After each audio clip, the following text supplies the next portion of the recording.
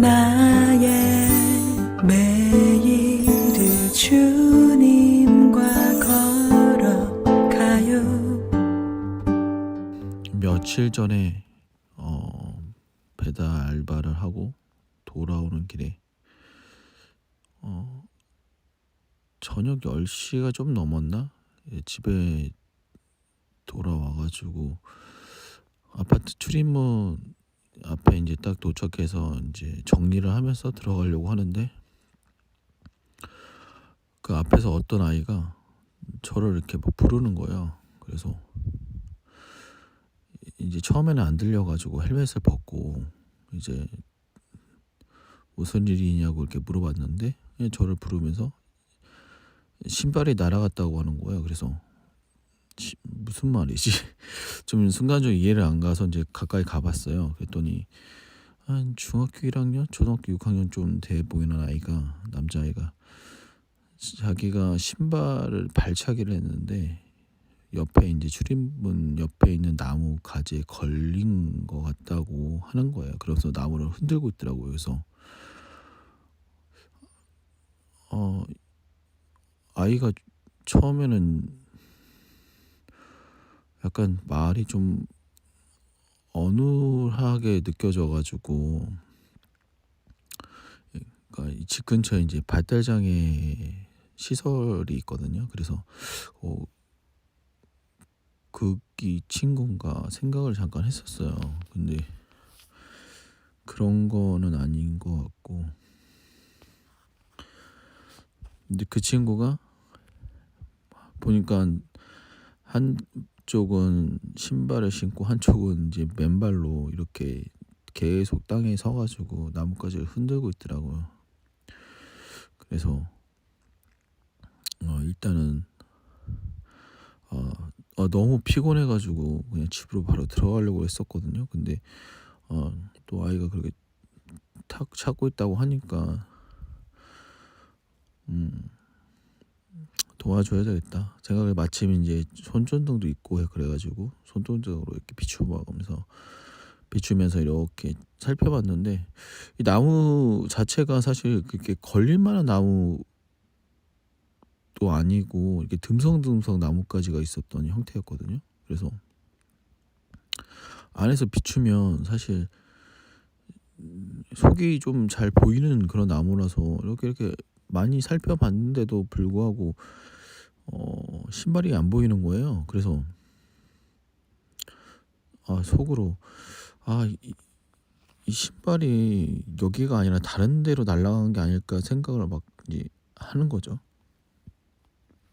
그래서 내가 물어봤어요. 혹시 뭐 땅에 떨어지는 소리 못 들었니? 그때 아니라고, 여기 나무에 걸렸다고 막 그러는 거예요. 그래서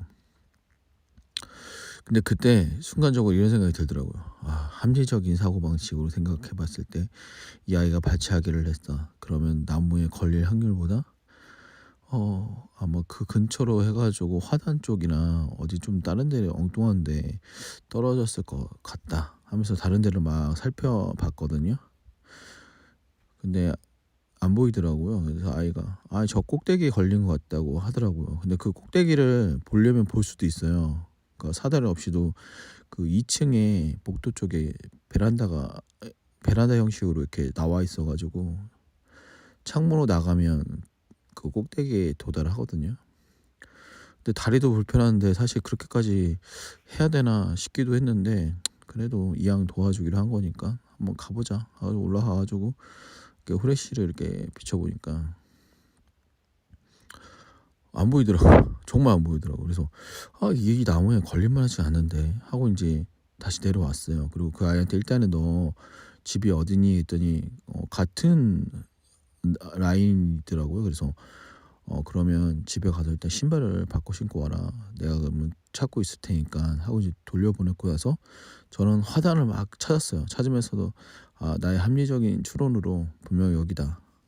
그러면서 이제 찾아보고 있었는데 딱 밑에 갑자기 머리 위에서 따그락따그락 소리가 들리는 거예요. 그래서 뭐지 하고 올려다 보니까 그 아이가 제가 했던 것처럼 그 2층 베란다에 그 난간에 가가지고 집에서 가져온 막대기로 이렇게 나무를 이렇게 흔들고 있는 거예요. 그래서 내가 위험하다고 그렇게 막 하면 안 된다고, 내가 아래서 나뭇가지로 내가 봐볼게 해가지고 이제 살폈죠. 근데 그 정도 살피고 나니까 사실 여기가 정말 아니고 나무가 아니고 다른 데 있다 생각을 해가지고 이제 그만 흔들라고 말을 하려다가, 그래서 그냥 아이가 저렇게 하니까 놔두고 나는 내가 한번 잘 찾아보자 하면서 저는 이제 땅바닥을 이렇게 다시 보고 있었거든요, 근처를. 근데 갑자기 뭐가 뚝 떨어지는 거예요. 어디에 있었는지를 모르겠지만 그 나뭇가지 어딘가에 있었나 봐요. 그러니까 나무가 계속 흔들리니까 결국은 그게 뚝 떨어진 거예요, 위에서 흔들었더니. 그러면 이제 그 아이한테 신발을 찾았다고 얘기를 해주고, 나무에 있었던 것 같아라고 얘기를 해주고 이제 신발을 돌려주고 나니까 감사합니다 하면서 이제 연거푸 인사를 하더니 이제 집으로 돌아가더라고요. 근데 저는 한 5분 정도인가 들어가지 못하고 생각에 좀 잠겼어요. 그러면서 첫 번째, 그 아이를 마주쳤을 때 저한테 도움을 구할 때 저는 그렇게 달갑지 않았었거든요. 피곤한데 왜 모르는 아이가 나를 부를까. 사실 일면식이 없는데 저를 불렀다는 것은 사실 다급하거나 얼마나 절실했으면 도움이 필요했을까. 마침 그 시간대에 이제 지나가는 어른이 당연히 별로 없었으니까 그러기도 했겠지만 어쨌든 그렇게 도움을 구했고, 그리고 왜 그 아이의 말을 정말 진실로 믿어주지 못했을까. 그러니까 믿지 않았던 건 아니었는데 저도 모르게 그 합리적인 사고라는 어떤 그 틀에 갇혀가지고 아이의 말보다는 어느 정도 내가 해보고 이건 아니다, 다른 곳에 있다라고 생각을 하면서 더 이상 나뭇가지를 보지 않았는데, 그 아이는 끝까지 자기가 믿는 대로 그 나무를 찾았잖아요. 그래서 결국은 찾아냈단 말이에요. 그러면서 믿음이라는 건 어떤 합리적인 사고방식이라고 생각하는 어른들의 많은 경험, 이런 것보다 아이의 정말 100% 믿는 그런 마음의 결과물이 아닐까라는 생각이 좀 들더라고요. 그래서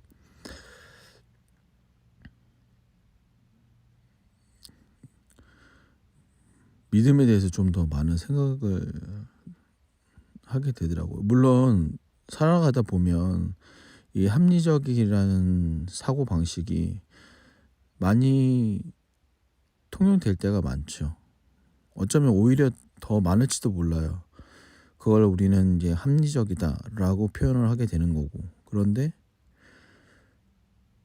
만약에 그 아이처럼 끝까지 믿지 않고 합리적인 추론으로만 만약에 했다면 아마 못 찾았을 겁니다. 근데 그 아이처럼 끝까지 믿는 믿음을 갖고 있었다면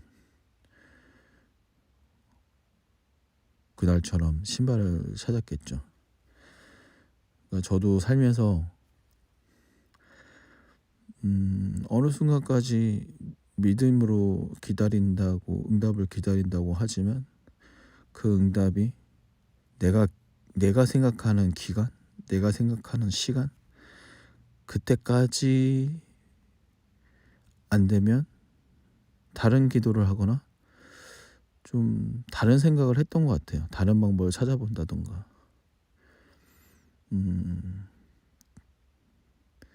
믿음이란 때론 사람이 생각하는 어떤 합리적인 그런 것들이 아니라 그때 가장 하나님께서 우리가 생각하는 좋은 때가 아니라 하나님께서 생각하시는 좋은 때에 그때에 이루어지는 게 기도의 응답이 아닐까라는 생각을 좀 해보게 되더라고요.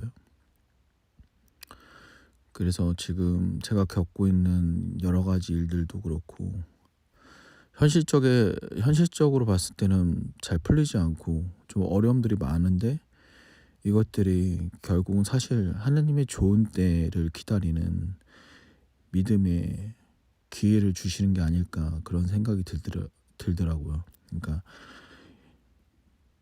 지금의 상황에 낙심하지 말고 오히려 하나님께서 주시는 기도의 기회, 믿음의 기회, 그래서 우리가 끝까지 믿음으로써 하나님께서 그때의 응답을 하시는 걸 우리가 은혜 받을 수 있는 그런 선물 같은 게 아닐까 그런 생각을 하게 됩니다.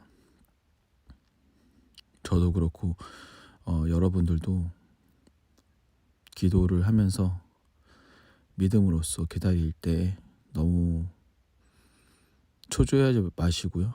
그리고 또 우리의 어떤 합리적인 사고방식보다는 그 아이의 순전한 믿음으로 정말 그 하나의 믿음으로 매달렸던 것처럼 우리들만의 신발을 찾을 수 있도록 잃어버린 신발을 찾을 수 있는 저와 여러분들이 됐으면 합니다. 하나님의 은혜와 평강이 함께 하시기를 기도하겠습니다. 나의 매일을 주님